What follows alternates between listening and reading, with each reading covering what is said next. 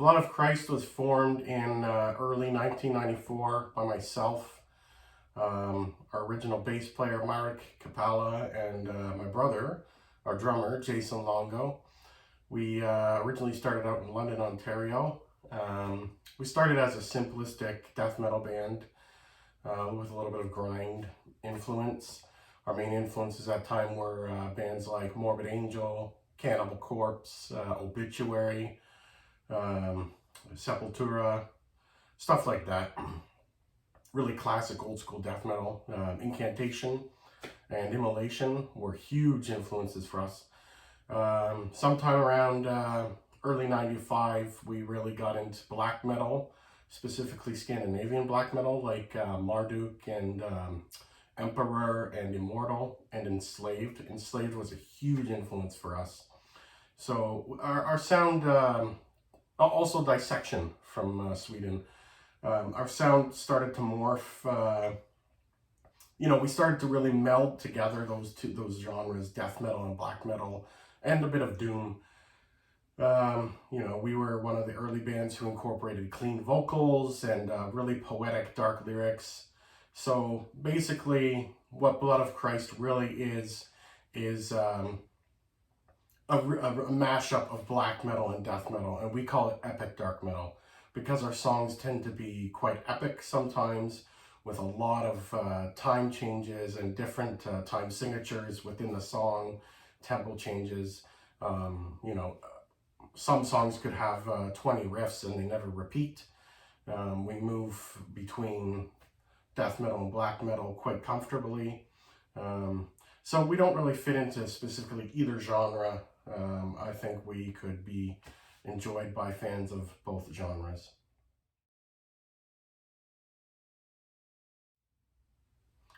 For us, the name, when we formed the band, the Blood of Christ was, we were teenagers, we were young, we were rebelling against, the system. We hated our school, we were full of angst, and the feeling of this genre, death metal, is, very, anti-establishment. We wanted to be as offensive as possible. So we wanted something that would really cause people to be shocked. And we felt that the name Blood of Christ, or the Blood of Christ, really would offend people, because Christ would be something close to their heart. And we're not a religious band at all, by any means. But at that time, we felt that it would be really shocking. And I think it is. It's a good name. These days, we really don't want to offend anybody. We want anybody, any culture, any religious, atheist or Christian or, Muslim, whatever you believe in, that's great. We just want everybody to be able to enjoy the music. And whatever the band name means to you, that's great. It's open to interpretation. For us, it's, it means epic dark metal, and that's what we are. And I think the name sounds great. I like our logo. You can call us Blood of Christ or the Blood of Christ. Officially, we're the Blood of Christ. That was our first name. And we've rotated between the two here and there. But, I think it's a good name. It's catchy.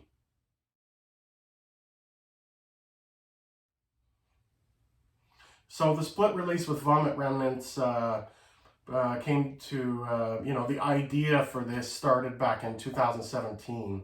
I was talking to Keisuke, he's the drummer and founding member of Vomit Remnants. We had been talking with each other since probably 1997 or so. We've met each other at the Maryland Death Fest. We exchanged demo tapes. And back in the old days, when people would actually write a letter and send you tape trading, send your demo tape, and that's how you discovered bands. And it was incredible. Those days were incredible. So, we've been a fan of Vomit Remnants for a very long time. They're great people, incredible band, and it just felt natural. It is something we've wanted to do for a long time, and finally it happened. It took a few years to get into place. Everybody's schedules are different, and we worked it out, and it's coming out on, it's already out. It's released by CDN Records. out of Windsor, Ontario. They're a Canadian underground death metal label. Incredible label. Craig has been running the label since, I think, 1992 or something like that. You know, we've been working with Craig since '94. He was one of the first people to really, you know, support us and distribute our products behind the scenes. So, you know, just having been friends with Vomit Remnants for such a long time, it felt like a natural fit. The two bands are quite different. They're a brutal death metal band, really technical. They have a lot of really slamming pit riffs and guttural vocals, whereas, you know, we are blackened death metal. I really like the contrast between the two bands. And also they did a cover song of one of our early numbers called Moonlight Eclipse, and this was really flattering to hear their take on our song. It was great. So I really think people should check this split out and pick it up if you can. Go to cdnrecords.com. It's got some really good stuff on there. It features a debut of our new bassist vocalist, Hank Balansky. He did an incredible job on really short notice. I think he had 2 or 3 weeks to write and record all the vocals. And, you know, we've been friends with Hank way back, since probably 2001 or something. It was a natural fit. You know, it'll be a surprise for some people. You'll see it's a bit different. It's still dark, incredible, excellent lyrics. Fits right into our historical theme. So I think people are going to dig it. So check it out. It's out on CDN Records right now.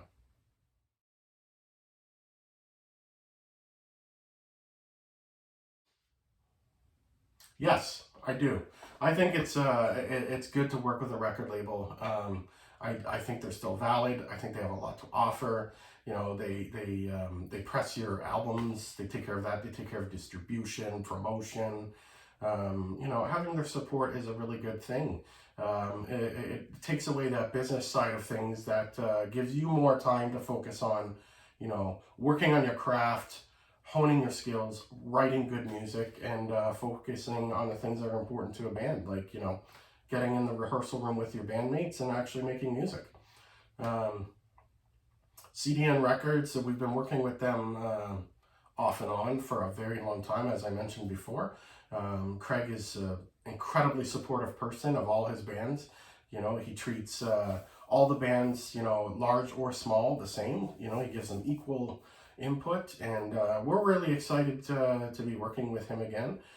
He put out our last album, Unrelenting Declivity of Anguish, back in 2018, and he's going to be reissuing our second and third demo tapes coming up later this spring, probably around May or June type of thing. And the third demo is actually going to be released, remixed and released on CD for the first time ever, with some bonus tracks. And yeah, I think it's great. I think a record label it really pushes you further than you could do yourself.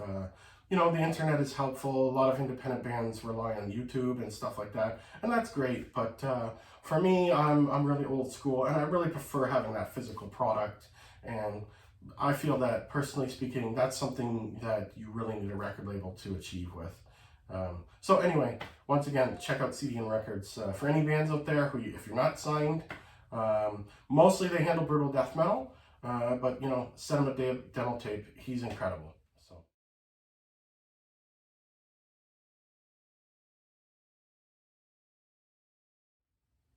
Well, you know, we have, I mean, every band has had to postpone shows or just straight up cancel shows. You know, we haven't played a show since, I can't even remember. It's been a year and a half at least.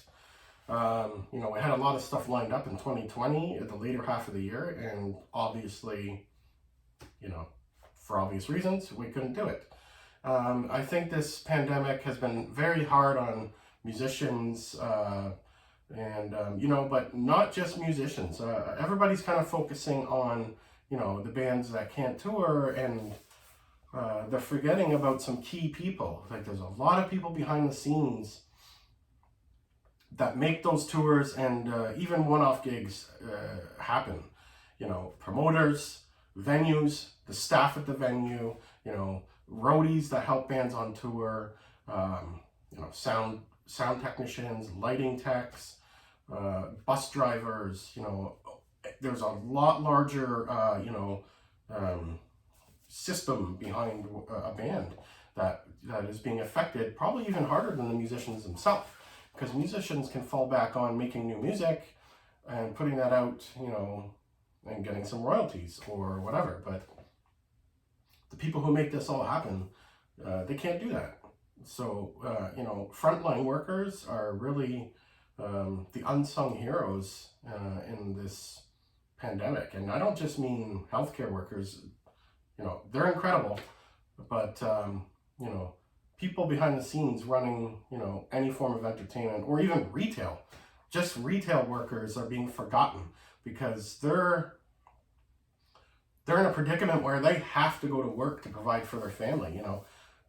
They have no choice, and they're being put in a position where it's, they choose between being unemployed or subjecting themselves to a potentially harmful virus. So, everybody's been hit hard, and it's hurting everybody. I really hope everybody can do their part and we can get through this and come out stronger in the end, because when tours come back and shows come back, I think people are going to be really hungry for it. I know I am, and I know we're itching to play some gigs. So I think it's going to be great. I think it's going to be good when things come back. I just hope everybody's okay. We work hard to get through this, work together, do your part, and I think we're going to come out stronger.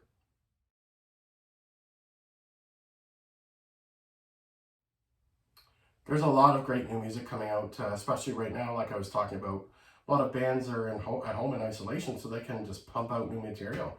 One band that I recently checked out, they're not new, but they're new to me. Actually, I have it here. It's they're called 1914. It's an amazing blend of black metal and death metal. I think they're from the Ukraine. I purchased this album. It's called The Blind Leading the Blind, just because of the artwork. I think this is one of the most incredible album covers I've ever seen. And, it's like back in the day in the late 80s and early 90s, I'd go in the record shop, you'd look through them, and I'd buy stuff just based on the album cover. A perfect example of that is Cowboys from Hell from Pantera. I remember I was shopping in, Flint, Michigan, or something like this, somewhere in the States, across the border, because music was cheaper back then. And I was looking at the new releases on the wall, and I saw this picture of, a Western saloon, and I love Western movies, and it was called Cowboys from Hell. I was like, it has to be good. It's got cowboys, they're from hell. So I grabbed it, and it turned out to be one of the best albums of all time, based on the artwork. So, I mean, that's what happened with this 1914 release. It's incredible. I think they're from the Ukraine or something like that. The theme is all about World War I, and I love World War I and all that kind of stuff, European war and everything. So it's incredible. There's a lot of other new music that's come out that's great. The new Incantation album, Sect of Vile Divinity or whatever it's called, phenomenal. They're one of those bands that you can count on to put out, an album with integrity every time. It's great. Surprisingly, also the new Korn record is really good. It's huge sounding. There's even a blast beat on one song. The new Cataclysm album, I think they got Colin Richardson out of the woods and had him produce it. It sounds phenomenal. It's one of their most vicious albums. It's probably, in my opinion, probably the most extreme one they've done since Temple of Knowledge. It's really good. Just check it out. Lots of new stuff coming up from Blood of Christ too. So this year's going to be a good one. We're going to have 2 or 3 releases this year alone. So there's a lot of great new music out there.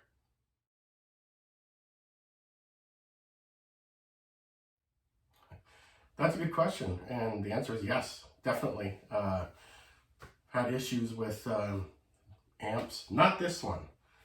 This amp is incredible. This Engel Powerball is... I've had this for almost 12 years and it's never failed me. It just sounds vicious. But I had this situation once where I was using a Rocktron noise gate. Not the greatest piece of equipment, and it would keep failing. you know, right before we're about to play our set, it would just die. The power would die. And yeah, that was pretty disastrous. But, you know, overall, we've been pretty fortunate. We had, oh, actually, you know what? There was this one time in Montreal, we were playing at a festival there, and we were playing, and this guy in front of us in the pit just started strangling another guy. It was crazy. And like, out of nowhere, like he was gonna kill him. It was nuts. And we're like, holy what is going on here? So, you know, it was really distracting. So that became an epic fail, like a train wreck. We just all lost the song, lost where we were, and literally stopped playing because we're like, this is nuts. Like a, you know, it was like a prison fight right in front of us. But that was pretty crazy. But otherwise, we're pretty fortunate. Like, we're well prepared, well rehearsed. You know, we try to make sure all our gear is in working order before we go out and play some shows. You know, we take it seriously. A show is really important to us. It's where you're really getting a chance to perform and present what the band really is to people. I think the live show for a death metal band is where it's at. It's the most important aspect of playing in a band. You know, that connection between the people in the pit and yourself, the energy is just phenomenal. And yeah, I just hope people enjoy our live show.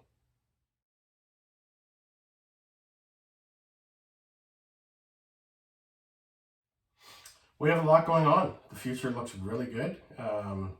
You know, provided that this pandemic doesn't devastate us anymore. We've got Hank Balansky in our band now. It's a natural fit. It's been a long time coming. Actually, he's played with us before in the past. But anyway, you know, it's we're rejuvenated. You know, it's like we're starting fresh here, getting back into it with him. And you know, right now, immediate plans, we're remixing our third demo, and it's going to be reissued by CDN Records on compact disc and cassette. And then we're also working on our fifth album at the same time. This album is not all brand new material. It's a reworking of our third and fourth albums, Breeding Chaos and Unrelenting Declivity of Anguish. It's going to have all new bass guitar by Hank, all new vocals and lyrics by Hank, with some, we're going to bring back some of Jason's backing vocals. He used to do those on the old records, and we're going to bring that back. It was a key component of our sound. And yeah, it's turning out really well. Two of the songs we're rebuilding from scratch off of the third album. I'm redoing most of the guitars. I've redone all the guitars for the songs off of the fourth album. It's sounding pretty good. It's going to be good. So that should come out, I think Craig at CDN Records said it's going to come out around October, September, October type of thing. After that, hopefully things are back to normal for everybody. In 2022, I guess, I assume that's when it will happen. We want to get back out on the road, play some new places where we haven't played before. We'd like to play some, you know, little tours and stuff with bands we haven't played with before. Yeah, but that's basically the immediate plan for the future. We're also writing our sixth album at the same time. So we're doing a lot. We're really busy. And hopefully we can put out that sixth album kind of the first half of 2022 and just get out there on the road and support it. And hopefully fans dig it. We're really excited about it.